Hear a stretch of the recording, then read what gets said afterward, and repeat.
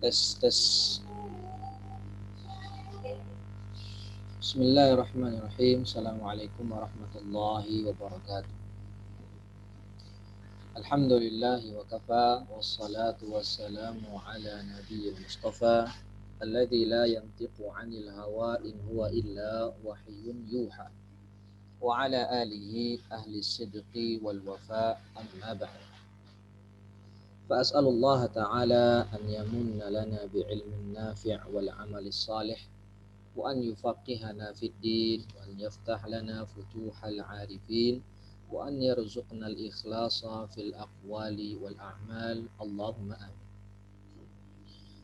Ma'asyiral muslimin, a'azzani Allah wa iyyakum.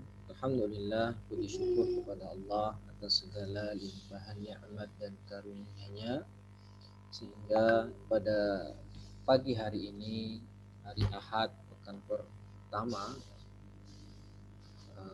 atau pekan ketiga ya, dari bulan Agustus, kita bisa kembali berjumpa sebagaimana biasa setiap pekan 1 dan 3 setiap bulan kita melanjutkan pembahasan kitab Al-Waraqat ya, lebih tepatnya kitab Syarah Al-Waraqat ya, Syarah Al-Waraqat fi Usul Fiqih karangan Syekh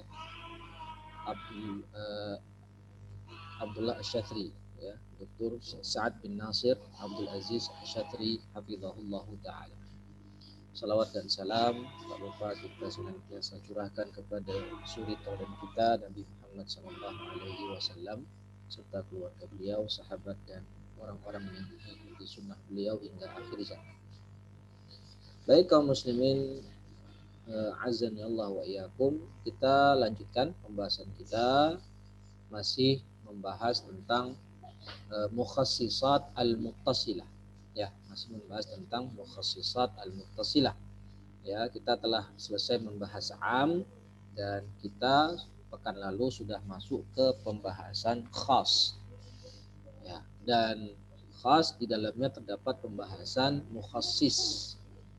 Mukhassisat ada dua, ada mukhassisat muttasilah yang bersambung, ada mukhassisat munfasilah yang terpisah. Mukhassisat muttasilah itu ada 3 sebagaimana yang kita jelaskan di pertemuan sebelumnya.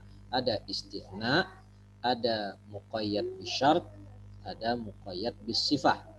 Nah, kita telah menyelesaikan pembahasan tentang istithna ya, apa itu istithna, bagaimana adawatul istithna, dan apa saja syarat-syarat istithna.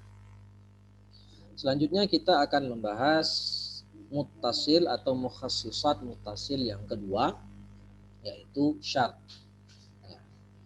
Qala al-musannif hafizahullahu ta'ala, qala asy-syarih hafizahullah, wa huwa an-naw'u tsani.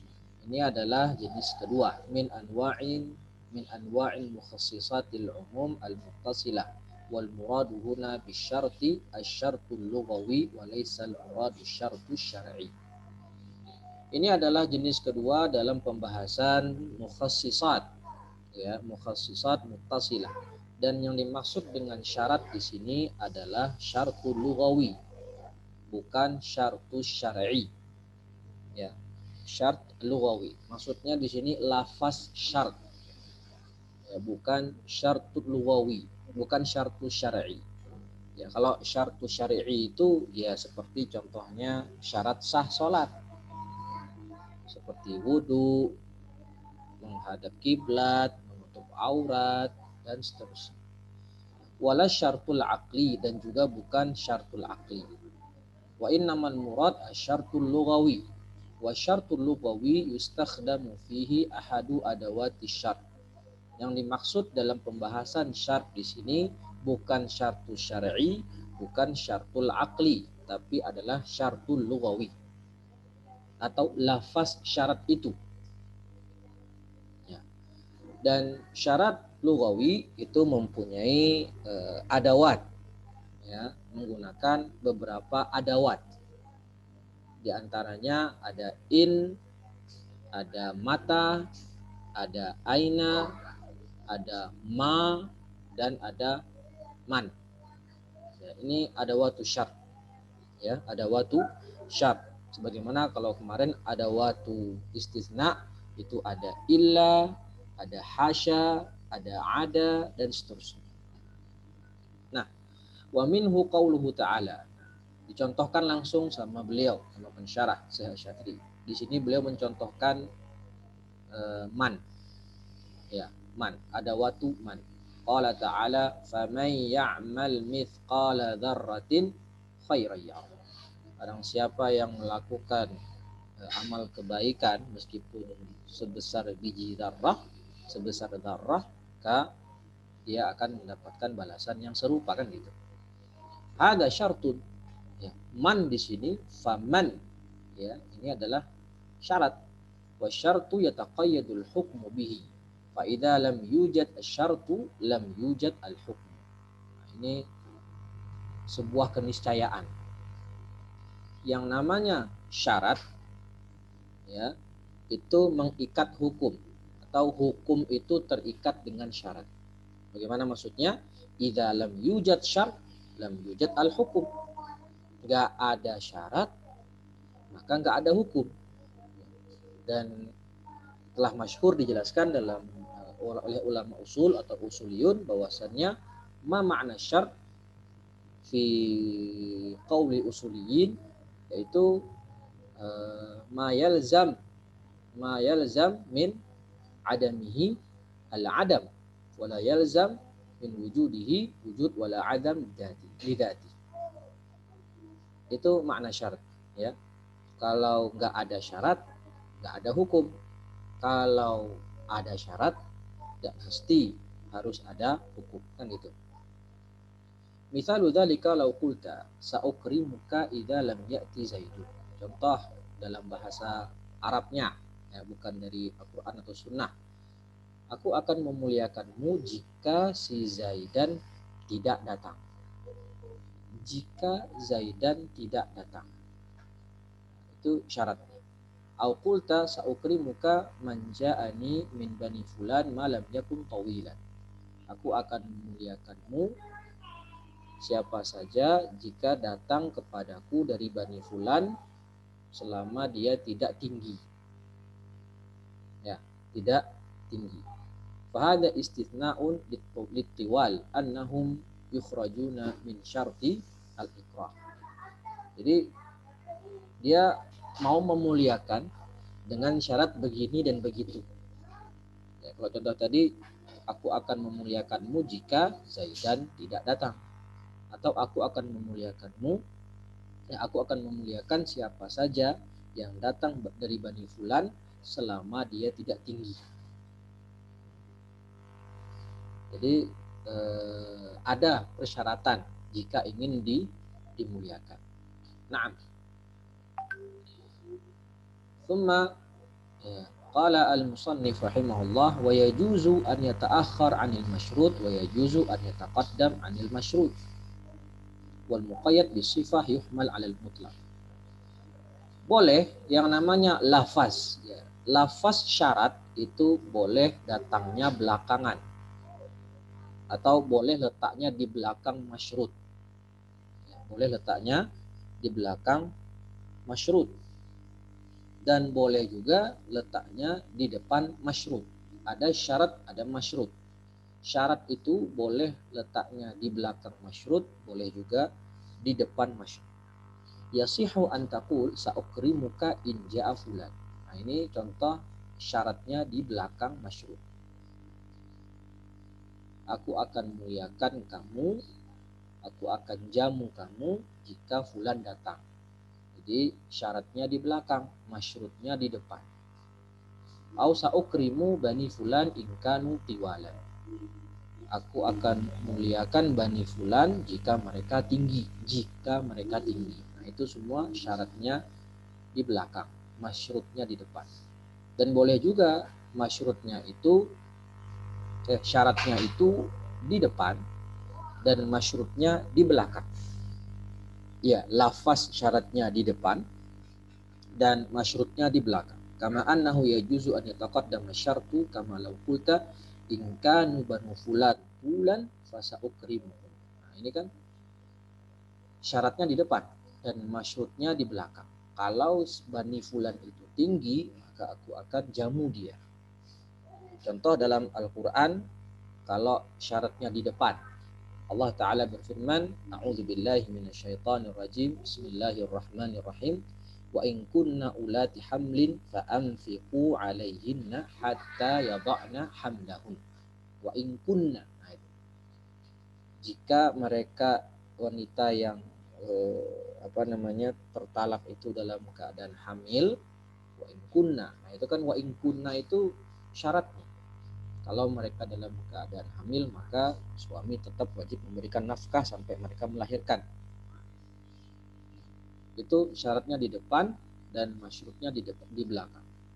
Bisa juga contoh lain yang syaratnya di belakang. Kalau tadi kan di depan, sekarang contohnya syarat di belakang. Allah Ta'ala berfirman, wali abawaihi likulli wahidim minhum as-sudusu mimma taraka in kana lahu walad.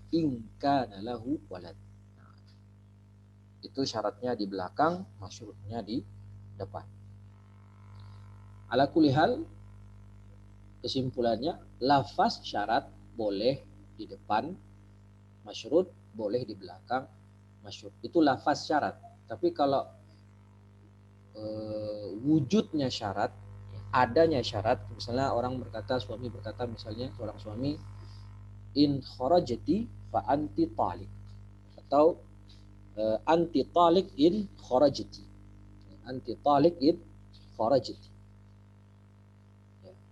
Itu kan anti talik in kharajati, itu syaratnya di belakang secara lafaz. Tapi kalau dalam kenyataannya syaratnya itu harus ada dulu. Si wanita keluar rumah dulu baru terjadi talak. Itu secara realita. Secara realita syarat itu harus terjadi duluan dibandingkan masyhur. Tapi kalau secara lafaz, syarat itu boleh di belakang masyhur, boleh di depan masyhur. Wa qawluhu wal muqayyad bi sifah yuhmal alaihi al-mutlaq. Nah, ini pembahasan berikutnya, ya, yaitu jenis ketiga dari mukhassisat muttasilah. Ya, ini dimasukkan oleh musannif rahimahullah, Imam Haramain. Muqayyad bisifah masuk ke dalam pembahasan mukhassisat atau pembahasan am. Min anwa'il mukhassisat al-muttasilah allati ta'ti ma'al umum fi khitabin wahid. Ini termasuk jenis ketiga dari mukhassisat muttasilah yang datang bersama umum dalam satu redaksi. At-taqyidu bisifah wal muradu bisifah huna yashmalu ma kana na'tan 'inda nuhah wa ma kana min babil idhafah 'indahum. Dan muqayyad, pembatasan dengan sifat tertentu, muqayyad bisifah, maksudnya sifah di sini itu mencakup na'at man'ut, ya, itu mencakup na'at menurut ulama nahwu, wa makana min babil idhafah, dan juga pembahasan idhafah, mudhaf ilaih menurut ulama nahwu.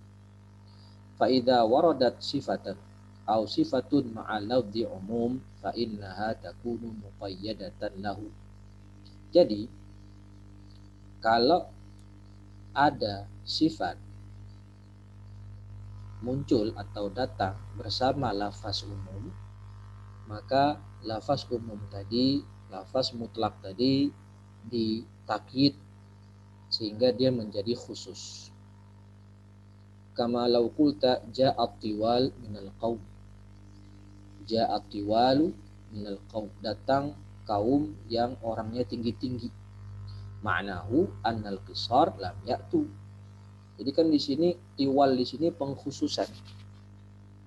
Ditakyid, dibatasi, artinya yang datang adalah kaum yang tinggi-tinggi saja,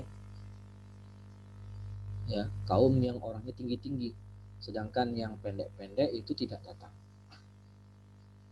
Wa akrimal qaum at-tiwal, ya, atau dengan bahasa yang lain, muliakanlah kaum yang besar-besar atau yang tinggi-tinggi. sehingga yang pendek-pendek tidak kena.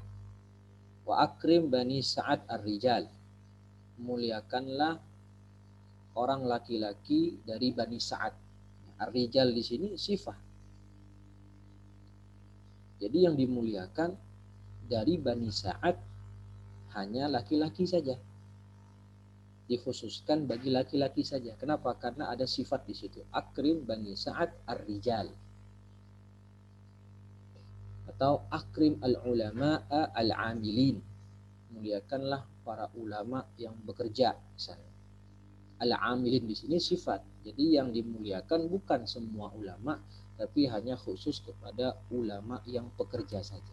Akrim al-ulama al-amilin. Itu contohnya. Wa hadha taqyidun bisifah wa taqyidu bisifah fihi nau'u takhsis. Ya, pembatasan umum dengan sifat tertentu itu terdapat di dalamnya jenis, ada unsur taksis. Ya, fihi nau'u taksis. Di dalamnya terdapat unsur taksis.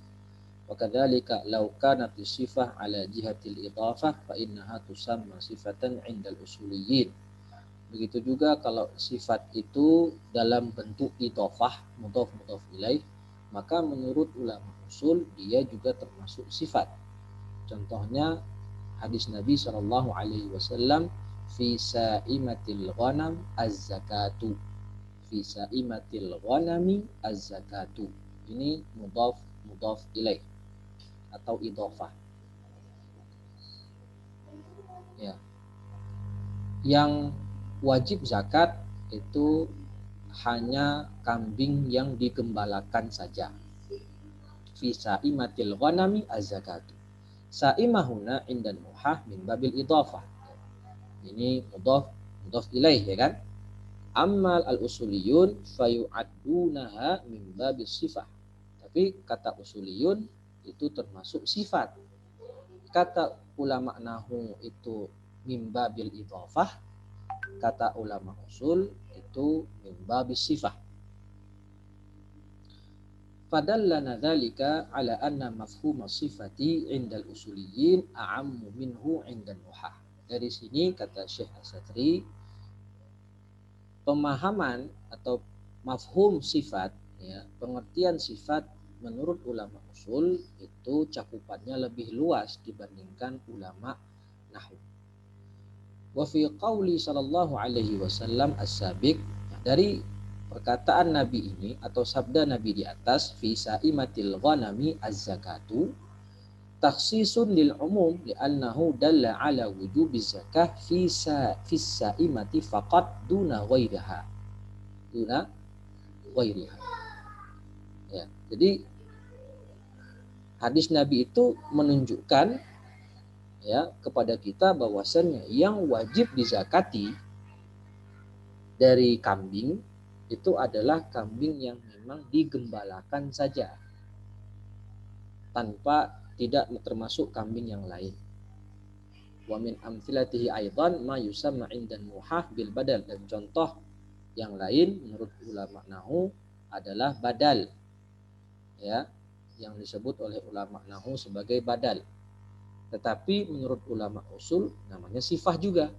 Ya, jadi tadi kan ulama nahwu ada namanya disebut idhofah, kemudian disebut lagi badal, tapi itu semua kata ulama usul tetap namanya sifah. Dan itulah yang dimaksud sama Syekh As-Satri, bahwasanya sifat as-sifah menurut mafhum ulama usul lebih umum dibandingkan ulama nahwu. Nah, contoh badal bagaimana? Dalam firman Allah Ta'ala, walillahi 'alan nasi hajjul baiti man istata'a ilaihi sabila. Nah, ini badal. Man istata'a ilaihi sabila, ini badal. Ya, dan disebut juga sifat oleh usuliyun. Bagaimana penjelasannya?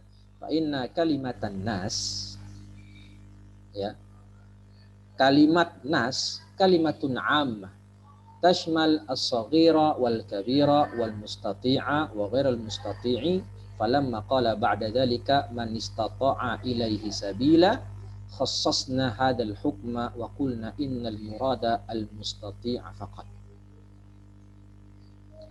Jadi tadi Allah berfirman walillahi 'alan nas. Ya, nas kan kita tahu itu termasuk lafaz umum. Ya, kalimat umum mencakup dia baik anak kecil, orang dewasa yang mampu maupun tidak mampu. Lalu setelah itu Allah berfirman di belakangnya man istata'a ilaihi sabila. Nah, kalimat man istata'a ilaihi sabila ini mengkhususkan kalimat an-nas yang tadinya umum. Yang ini disebut badal oleh ulama nahu dan ini juga disebut sifat oleh ulama usul. Sehingga kita khususkan hukum berangkat haji itu bagi yang mampu saja. Fal maksud annal badal indan nuhah na'un min anwa'i sifah indal usuliyyin. Ya, dan badal ini kata ulama nahu, sedangkan menurut ulama usul itu juga bagian dari sifat menurut ulama usul. Ya, ini hanya perbedaan pemahaman saja, ya istilah. Tapi penggunaannya sama, yaitu mentaksis yang umum dengan ya sifat itu. Lalu wayam bagi an nufarriqa baina taqyid wa takhsis. Fataqidul mutlaq yakunu min babi ma yaridu ala sifat wa amma takhsisul umum fahuwa waridun ala dawat. Hadzal farqu baina takhsisil umum wa taqidil mutlaq. Dan kita perlu membedakan antara taqyid dan takhsis. Kedua lafaz ini berbeda. Kalau taqyid mutlak itu ya taqyid mutlak itu terjadi min babi ma yaridu ala sifat. Taqyidul mutlak membatasi sesuatu yang mutlak itu terjadi terhadap sesuatu yang datang atas sifat. Sedangkan takhsis umum itu terjadi pada zawat, benda-benda. Hadzal farqu, inilah bedanya antara takhsis dengan taqyid. Ringkasnya begini.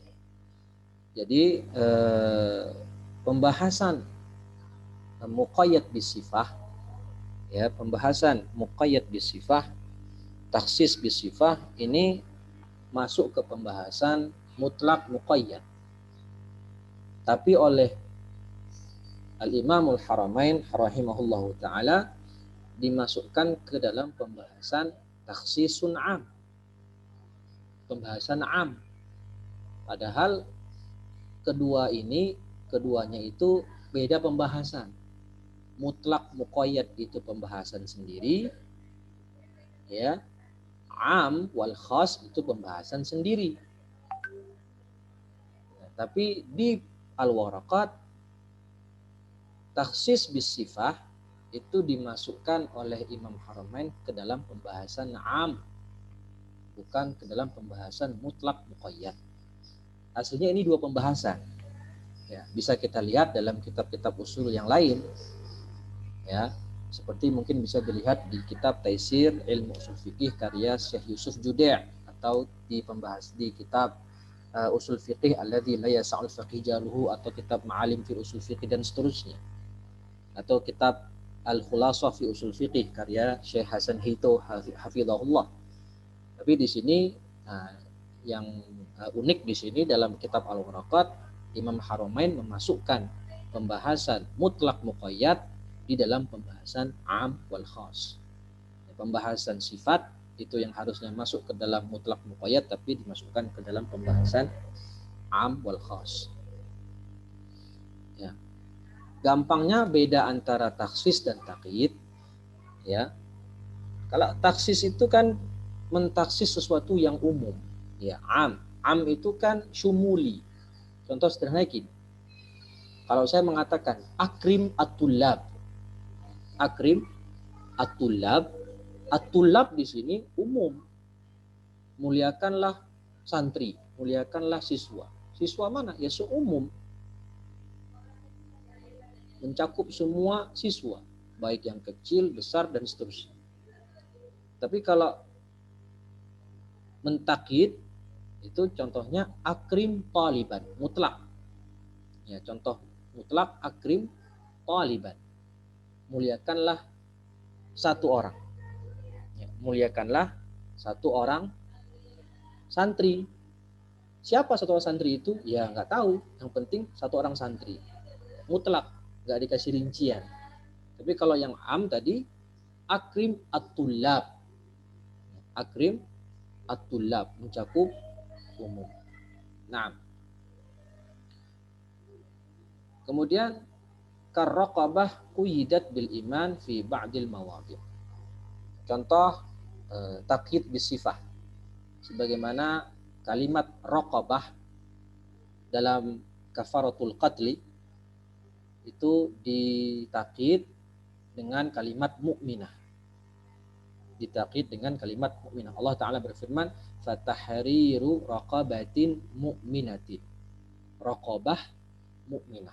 Kalau kita bilang raqabah saja itu mutlak. Ya, raqabah saja itu mutlak. Tapi karena di sini ditakyid dengan raqabah mukminah, harus budak perempuan yang mukminah. Ya, nggak boleh budak perempuan bebas, tapi harus budak perempuan yang beriman. Lalu dalam ayat lain, wa utliqat fi ba'dil mawadhi' ka kafaratil hanathi fil yamin wa kafaratiz zihar. Dalam ayat lain itu raqabahnya itu mutlak, nggak disebutkan mukminah. Fatahriru raqabah, dah selesai. Fayuhmal mutlak alal muqayyad. Nah, kalau begitu kasusnya, ya, raqabah mukminah dalam kafaratul qatli, kemudian raqabah saja dalam kafaratul zihar. Apakah boleh kita hamil, kita bawa makna mutlak tadi ke makna yang muqayyad? Bi an naqul ar-raqabah fi kafaratil yamin wa kafaratil zihar la budda an takuna mu'minah, dengan artian kafaratu zihar yang Allah berfirman di sana mukminah, raqabah saja, apakah harus raqabah mukminah juga? Karena dibawa ke pemahaman mutlak alal muqayyad berdasarkan ayat lain, yaitu raqabah mukminah dalam kafaratu zihar, atau tetap raqabah saja, tak perlu mukminah. Maka di sini dikatakan dibawa makna mutlak tadi ke dalam muqayyad, sehingga dalam kafaratu zihar juga membayar kafarah zihar atau membayar kafarah sumpah. Jika melanggar sumpah itu, jika ingin memerdekakan budak, maka budaknya juga harus mukmin. Nggak boleh budak sembarangan, budak kafir, nggak boleh, harus budak mukmin. Kenapa? Karena lafaz budak yang mutlak dalam kafaratul zihar itu dibawa ke muqayyad, dibatasi dengan mukminah dalam lafaz kafaratul qatli, dalam lafaz muqayyad di kafarah al-qatl. Bahath al-muallif fayuhmal al-mutlaq ala al-muqayyad. Bahath al-muallif huna mas'alatan hamdul mutlaq ala al-muqayyad. Falau waradna dalilun min asy-syari' fihi hukmun mutlaq thumma waradna dalilun akhar min asy-syari' fi nafsi dalikal hukmi halata kaunihi muqayyadan biwasfin fahina idin hal nahmilul mutlaq alal muqayyad aula. Muallif di sini atau Imam Haramain membahas masalah hamdul mutlaq, membawa makna mutlak kepada makna yang muqayyad. Jika ada dalil dari syari' ya dalam hukum mutlak, kemudian ada lagi dalil yang lain dari syariat tapi maknanya muqayyad. Ada satu dalil sifatnya mutlak seperti tadi fatahriru raqabah, mutlak. Kemudian ada dalil lain di tempat lain itu sifatnya muqayyad, fatahriru raqabatin mu'minah, dengan sifat, ya, muqayyad dengan sifat. Maka apakah saat itu kita membawa makna mutlak ke muqayyad atau tidak? Fanaqul hina idzin nandur. Nah, di sini ada rincian. Maka di situ kita lihat nandur ilal hukm, kita lihat hukumnya. Fa in kana al hukmu mukhtalifan lam yasihhu al hukm.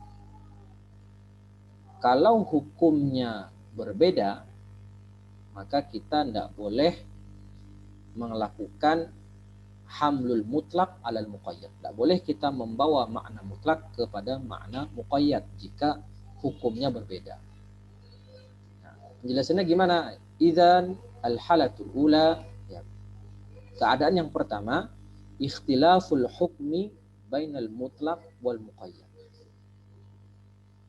Hukumnya berbeda.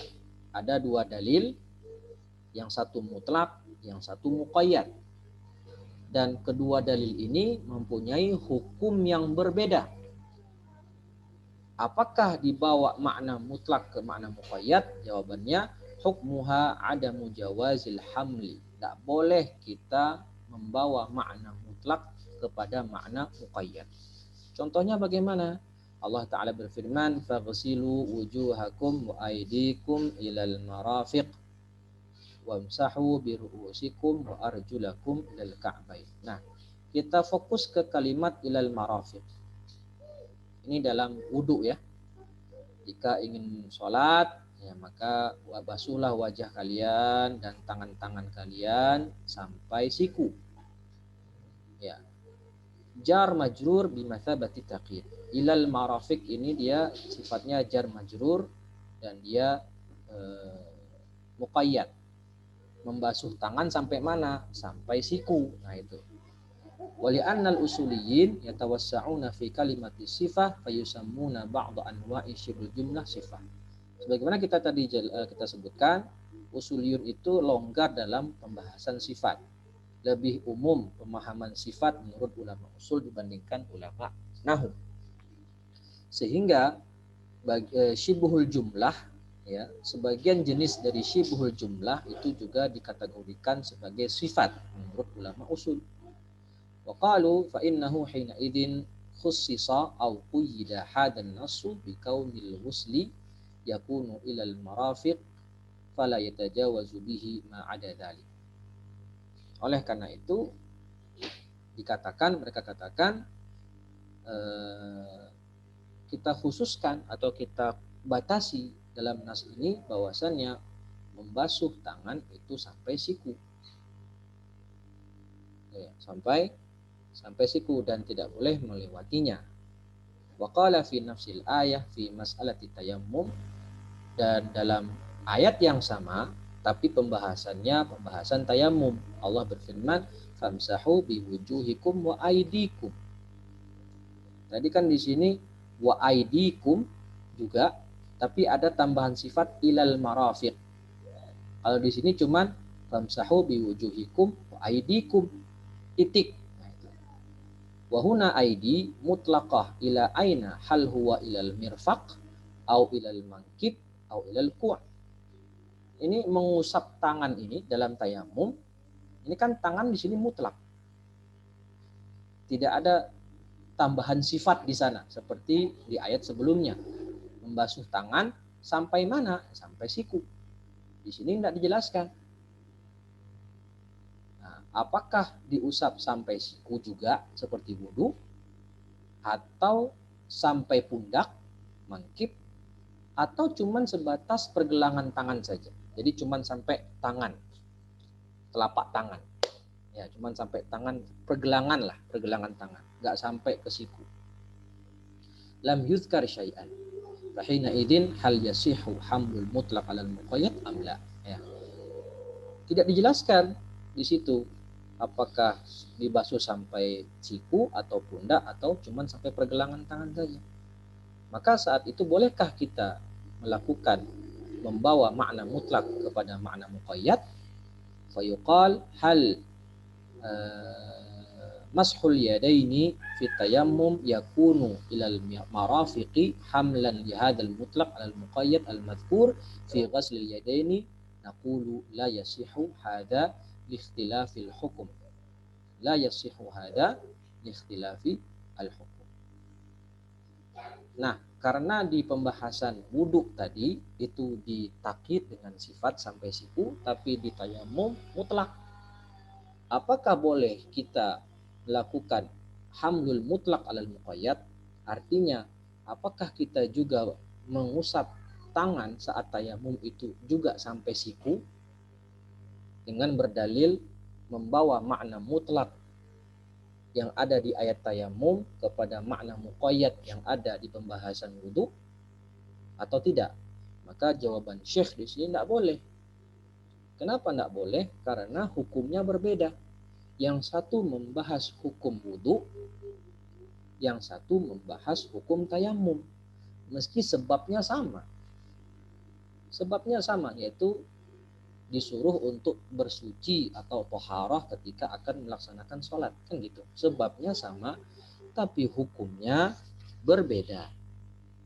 Sehingga tidak bisa dibawa makna mutlak kepada makna muqayyad, sehingga kalau saat wudhu kita bersuci membasuh tangan dengan air sampai ke siku, tapi kalau tayamum cukup hanya sampai ke pergelangan tangan saja. Ya. Dan dalam mazhab Syafi'i sendiri, yang resmi, pendapat resmi madhab itu kalau bertayamum mengusap tangan sampai siku juga.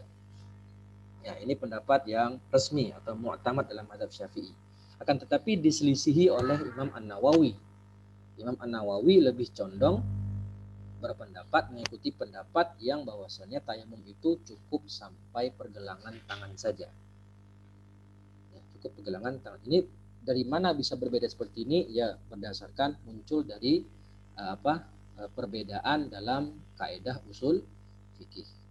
Kemudian keadaan yang kedua, an yattahidal hukmu fil mutlaq wal muqayyad. Hukumnya sama. Ya, hukumnya sama dalam mutlak dan muqayyad. Fahina idin la yakhlu al halu min ahadi amrayn. Maka kalau hukumnya sama, kalau tadi kan hukumnya berbeda, maka di sana yang lebih rajih wallahu alam itu tidak boleh dibawa makna mutlak kepada makna muqayyad. Nah, bagaimana kalau hukumnya sama? Maka di sini ada dua keadaan. Yang pertama, an yattahida sababuha. Hukumnya sama tapi sebabnya berbeda. Ya. Hukumnya sama dan sebabnya sama. Nah, ini kan. Jadi kalau hukumnya sama dan sebabnya sama, fayakunu sababu wahidan fahina idin yuhmal mutlaq alal muqayyad. Jadi kalau hukumnya sama dan sebabnya sama, maka wajib kita bawa makna mutlak kepada makna muqayyad, dan kita tidak perlu melihat kepada sejarah. Maksudnya mana yang duluan, muqayyadnya duluan atau belakangan. Ala sahih, menurut pendapat yang sahih. Contohnya bagaimana? Annahu warada fi ba'dil nusus anna Nabiyya sallallahu alaihi wasallam qala man lam yajid an-na'laini falyalbas al-khuffain. Hada mutlaqun wa fi lafdin akhar falyalbas al-khuffaini wal yaqta'huma asfala minal ka'bain. Di sini mutlak falyalbas khuffain. Siapa yang tidak mendapatkan sendal maka pakailah khuf. Kemudian datang lafaz yang muqayyad, maka pakailah khuf dan potong bagian atasnya. Maksudnya sehingga mata kaki kita kelihatan.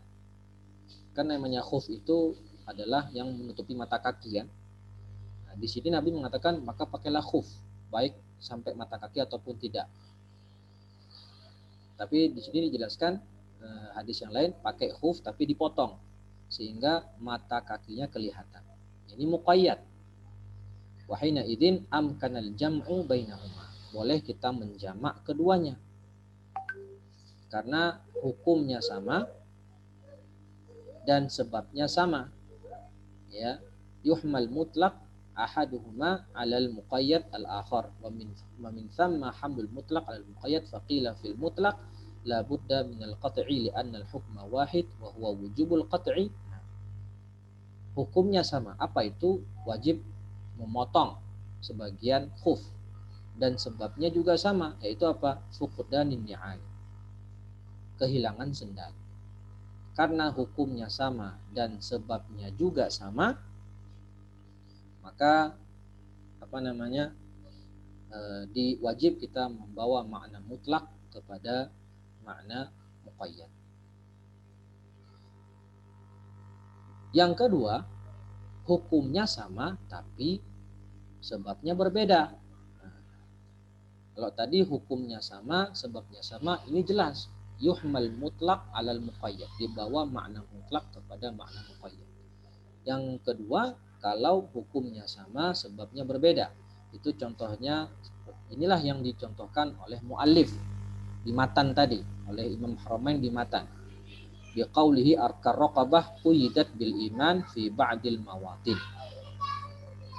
Kalimat raqabah ada yang lafaznya mutlak dalam kafaratul zihar fatahriru raqabah, dan ada yang lafaznya muqayyad dalam kafaratul qatl khata, itu fatahriru raqabatin mu'minah. Di sini kan wa ma kana lil mu'minin an yaqtula mu'minan illa khata'an wa man qatala mu'minan khata'an fatahriru raqabatin mu'minah. Ini kafaratu qatlil khata'.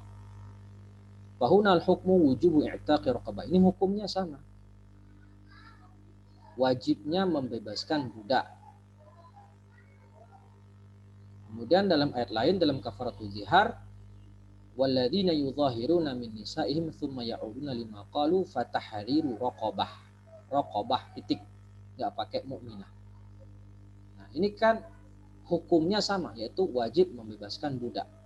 Tapi sebabnya berbeda. Kalau ini sebabnya adalah pembunuhan tidak sengaja, kalau ini sebabnya adalah zihar. Ya. Walam yuzkar mu'minah wal hukmu fi hadhil ayati wujubu i'taqi raqabah fal hukmu fihi ma muttahidun was sababu fihi ma mukhtalifun di anna al awwal sababuhu al qatlu wa tsani sababuhu al zihar. Ayat pertama sebabnya qatl dan ayat kedua sebabnya zihar. Tetapi hukumnya sama, wajib membebaskan budak, kan gitu. Fahal yuhmal mutlak alal muqayyad, apakah saat itu kita boleh membawa makna mutlak kepada makna muqayyad? Maka jumhur mengatakan na'am wa huwa ikhtiyarul muallif. Iya. Pendapat yang lebih rajih itu membawa makna mutlak kepada makna muqayyad.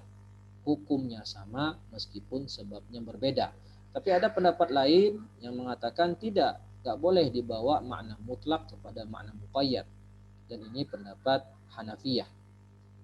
Dan pendapat yang pertama lebih benar insyaallah, karena itulah yang digunakan oleh orang Arab dalam bahasa mereka dan dalam perkataan mereka. Sedikit lagi, masalah hal yushtaratu fi hamlil mutlaq 'ala al-muqayyad at-tanafi bainahuma bihaitsu yakunu ahaduhuma musbatan wal akhar manfiyan. Apakah disyaratkan dalam pembahasan membawa makna mutlak kepada makna muqayyad itu harus saling meniadakan antara keduanya dengan bihaitsu yakunu, dengan salah satu kalimatnya itu isbat, menetapkan, dan yang satu meniadakan. Naqulu as-shawab annahu la yushtarat walakin at-taqida hina idzin laisa bil mantuq wa innama at-taqida yakunu bi mafhumil mukhalafah. Yang benar, kata Syekh Asy-Syatri, enggak disyaratkan, harus ada tanafi di sana antara mutlak dan muqayyad. Akan tetapi takyid di sini itu dengan mafhum mukhalafah. Ya, jadi mentakyid bukan dengan mantuk tapi dengan mafhum mukhalafah. Contohnya bagaimana? Kalau dengan contoh insyaallah lebih cepat paham. Rasulullah ada riwayat yang mengatakan kana yushiru bi isbi'ihi hala julusihi fi shalah. Rasulullah itu mengacungkan, yushiru bi isbi'ihi, mengacungkan, memberikan isyarat dengan jarinya tatkala duduk dalam salat, tatkala duduk, ya, duduk. Julusuhu huna mutlaqah sawa'un kana litasyahud aw kana lil jalsah baina as-sajdatain. Kan dijelaskan di sini dalam asar ini Rasulullah melakukan, mengisyaratkan jari dengan jari telunjuknya atau dengan jarinya saat posisi duduk. Nah, duduk pas kapan? Itu enggak dijelaskan dalam asar ini, dalam hadis ini. Dan dia sifatnya mutlak. Bisa duduk dalam saat tasyahud atau dalam saat duduk antara dua sujud. Lalu datang hadis lain dengan redaksi kana yushiru bi isbi'ihi fi julusihi litasyahhud. Nah, di sini ada pengkhususan. Ya, ada muqayyadnya. Jadi Nabi itu mengisyaratkan dengan jarinya saat duduk tasyahud. Famantuquhuma wahid, isbatu raf'il isbi'. Mantuknya dari kedua teks dalil tadi sama, yaitu menetapkan bahwasanya Nabi Muhammad melakukan isyarat dengan jari tatkala duduk. Wa hina idzin la haml wa innama hamlul mutlaq 'ala al-muqayyad min jihati mafhum mukhalafah. Oleh karena itu dalam kasus seperti ini membawa makna mutlak kepada muqayyad itu dari sisi mafhum mukhalafah. Fa innahu lamma qala litasyahhud fuhima minhu annahu la yarfa' isbi'ahu li ghairi tasyahhud fala yarfa'uhu fil jalsati bainas sajdatain. Karena di redaksi yang ini Nabi Muhammad dijelaskan melakukan isyarat dengan jari pada duduk tasyahud, maka mafhum mukhalafahnya Nabi Muhammad tidak melakukan isyarat dengan jari di selain duduk tasyahud. Ya, jadi itu ditakkid dengan mafhum mukhalafah. Kalau di sini tadi kan umum duduknya, tapi di sini dijelaskan lebih dirinci kalau itu dilakukan saat duduk tasyahud. Maka mafhum mukhalafahnya selain bukan di duduk tasyahud, maka Nabi tidak melakukan isyarat dengan jarinya. Jadi hanya khusus melakukan itu saat duduk tasyahud saja. Wa yadullu ala hadza anna al-ulama'a ma zalu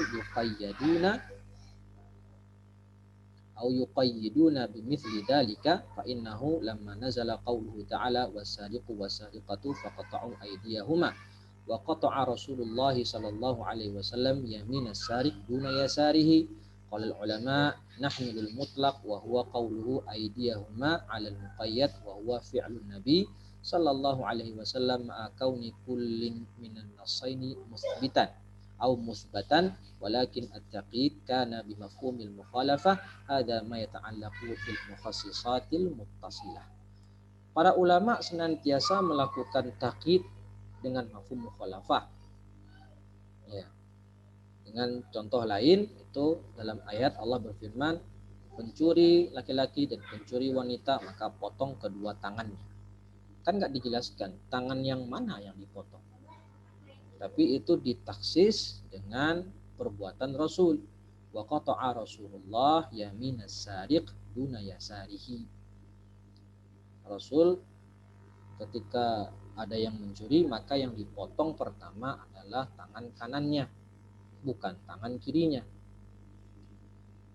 Maka ulama berkata kita bawa makna mutlak tadi kepada makna muqayyad.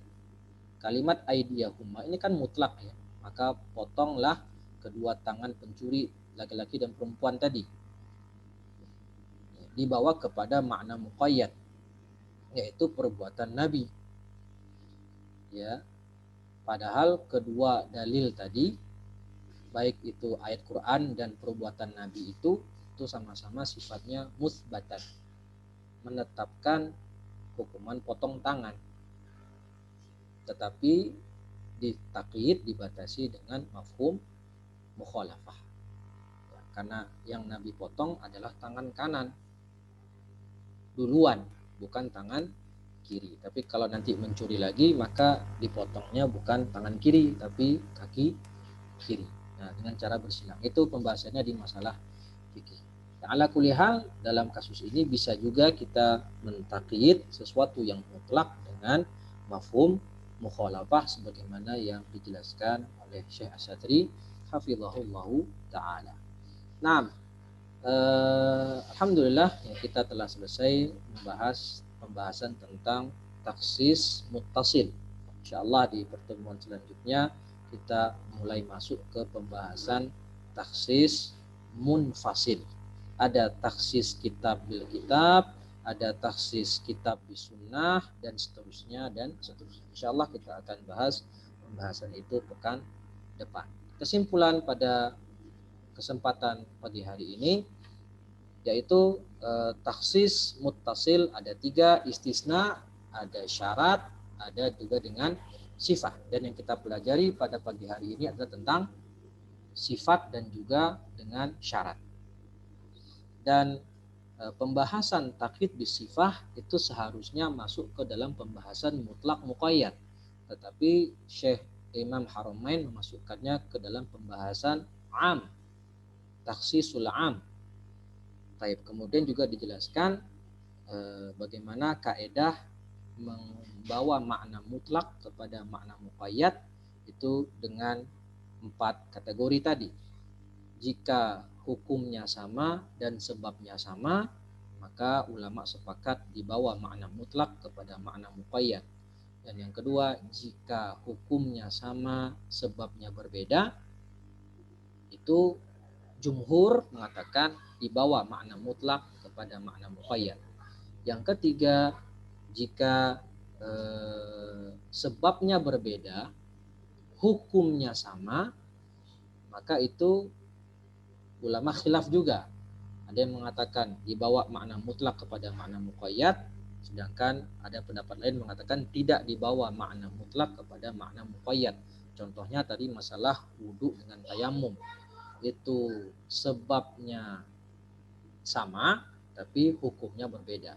Dan yang terakhir, hukum dan sebabnya berbeda, maka ini ulama juga sepakat bahwasanya tidak boleh dibawa makna mutlak kepada makna muqayyad. Wallahu ta'ala wa'alam. Mungkin cukup sekian yang bisa kita sampaikan pada pagi hari ini, kurang lebihnya mohon maaf. Dan masih ada sekitar 9 menit sebelum jam 7. Jika ada yang ingin ditanyakan, saya persilahkan. Tafadhol.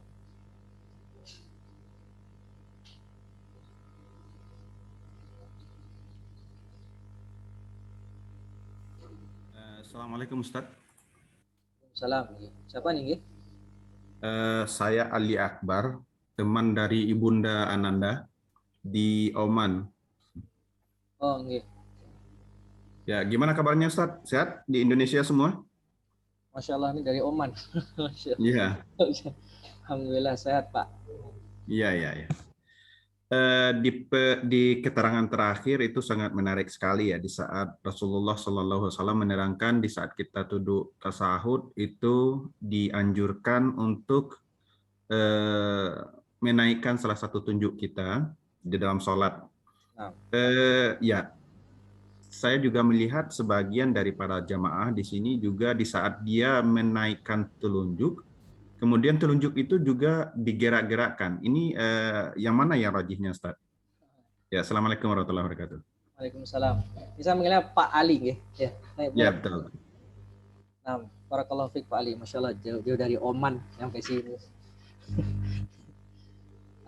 Masalah menggerakkan jari telunjuk. Di sini kita sepakat ya bahwasanya yang ketika saat duduk tasyahud yang dikeluarkan jarinya adalah jari telunjuk. Ini sepakat sudah. Ya, tidak ada yang mengeluarkan jari kelingking atau bahkan jari tengah, yang nggak ada ya. Tapi semua sepakat itu yang dikeluarkan, yang dicontohkan Rasulullah adalah jari telunjuk. Cuman masalahnya di sini terjadi perbedaan pendapat para ulama. Apakah yang digerakkan telunjuk itu terus menerus, gerak terus dari awal tasyahud sampai akhir, atau hanya di momen tertentu saja, seperti saat mengucapkan asyhadu alla ilaha illallah. Ketika mengucapkan kalimat syahadat itu baru digerakkan ke atas. Ya, di sini memang ada perbedaan pendapat ya.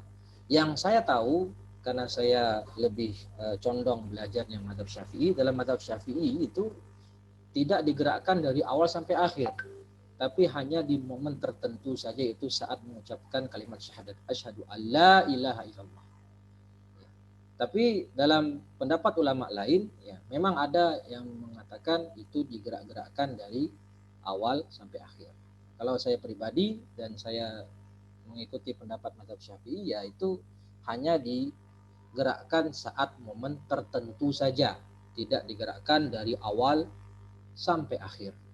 Dan itu yang saya pilih pendapatnya. Masalah yang rojih yang mana, saya tidak bisa merojihkan. Wallahu ta'ala wa'alam. Saya hanya bisa menjelaskan bahwasannya ini adalah pendapat mazhab Syafi'i Tapi ada pendapat ulama lain yang mengatakan boleh ya, memang digerakkan dari awal hingga akhir. Begitu Pak. Wallahu ta'ala a'lam. Oke, jazakallah khair. Wa iyyakum. Barakallahu fiik.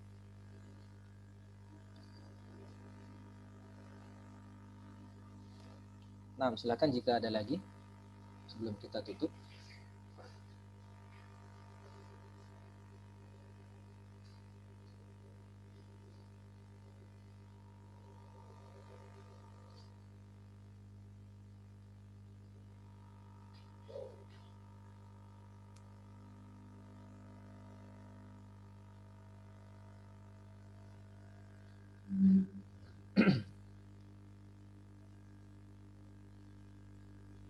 Kemudian satu lagi Ustadz, untuk terjemahan syarah Al-Waraqat ini sudah ada Ustadz? Oh enggak Pak, kalau setahu saya ya ini tidak ada terjemahannya. Tidak ada. Yang ada itu kalau nggak salah terjemahan matannya aja.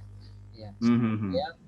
Yang kalau matannya, yang ini kan matan tuh yang di atas ini, yang di yang di atas itu matan. Kalau matannya itu sudah banyak yang menerjemahkan.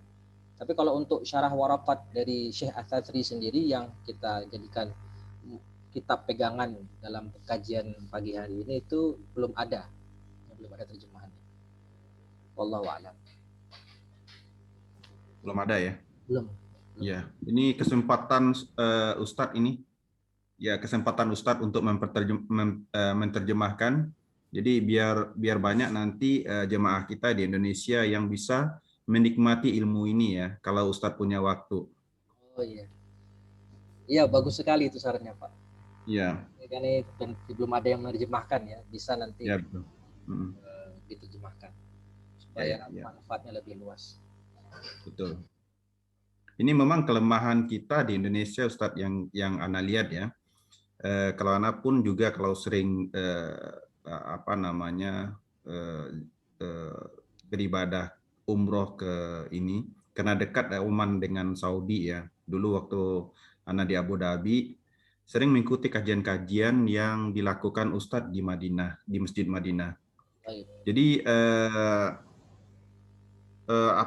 kitab-kitab yang beliau sampaikan itu kitab-kitab yang sangat-sangat bagus sekali. Cuma kelemahan kita di Indonesia, tapi sekarang alhamdulillah sudah banyak ustadz-ustadz yang mau menerjemahkan dan bersedia waktunya untuk menerjemahkan khusus, bukan menerangkan secara langsung seperti ini. Ya ini juga bagus, inilah alangkah bagusnya ya seperti ini. Ini cuma sekedar masukan. Jadi kalau seandainya ada ustadz yang giat untuk menerjemahkan kitab-kitab yang bagus seperti ini, mungkin kita bisa meningkatkan taraf kualitas ya, bukan kuantitas. Kalau Indonesia di seluruh dunia Islamnya itu terbesar, tapi kita ingin meningkatkan kualitasnya Islam di Indonesia. Ya, ya itu aja Ustaz, ini saran dari Ana. Ya, assalamualaikum warahmatullahi wabarakatuh. Waalaikumsalam warahmatullahi wabarakatuh. Jazakallah khair atas masukannya. Ya, sejatinya saat ini sudah mulai banyak ya penerbit-penerbit dan beberapa asatid yang tergabung dalam penerbit tersebut yang marak, yang mulai sudah banyak yang mulai menggerakkan penerjemahan kitab-kitab Arab ya, karena faktanya bangsa Indonesia ini meskipun mayoritasnya Muslim, bahkan terbesar di dunia juga katanya, tapi muskilahnya itu kemampuan bahasa Arab orang Indonesia, orang Islam Indonesia itu sangat minim. Padahal kita tahu bahasa Arab adalah bahasa kaum muslimin ya, yang harusnya digiatkan untuk dipelajari demi tujuan apa? Memahami syariat kita dengan lebih baik kan begitu. Ya, tapi ya sembari juga proses menggalakkan pelajaran bahasa Arab kepada kaum muslimin, dan sekarang sudah banyak lembaga-lembaga yang membuka pelajaran bahasa Arab bagi kaum muslimin Indonesia, dan itu juga ada sudah banyak juga gerakan menerjemahkan kitab-kitab Arab oleh para ustadz-ustadz kita atau para penerbit yang ada di Indonesia. Ini termasuk suatu hal yang patut kita syukuri, dan semoga kedepannya 20 tahun lagi atau berapa puluh tahun lagi kaum muslimin di Indonesia itu melek bahasa Arab. Jadi mereka paham bahasa Arab sehingga mereka bisa ya langsung menelaah syariat Islam itu dari Al-Quran dan Sunnah dan penjelasan para ulama. Jadi nggak buta bahasa Arab. Padahal kita sendiri bahasa Arab itu adalah bahasa resminya kaum muslimin. Sebagaimana Umar bin Khattab berkata, "Ta'allamul Arabiyyah fa innaha min dinikum." Belajarlah bahasa Arab karena bahasa Arab itu adalah bagian dari agama kalian. Terima kasih Pak atas sarannya dan masukannya, bagus sekali.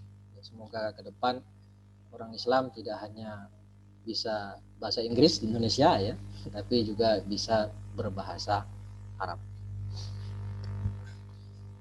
Baik, mungkin cukup sekian yang bisa kita sampaikan. Semoga bermanfaat. Jika ada kesalahan dan salah kata, saya mohon maaf.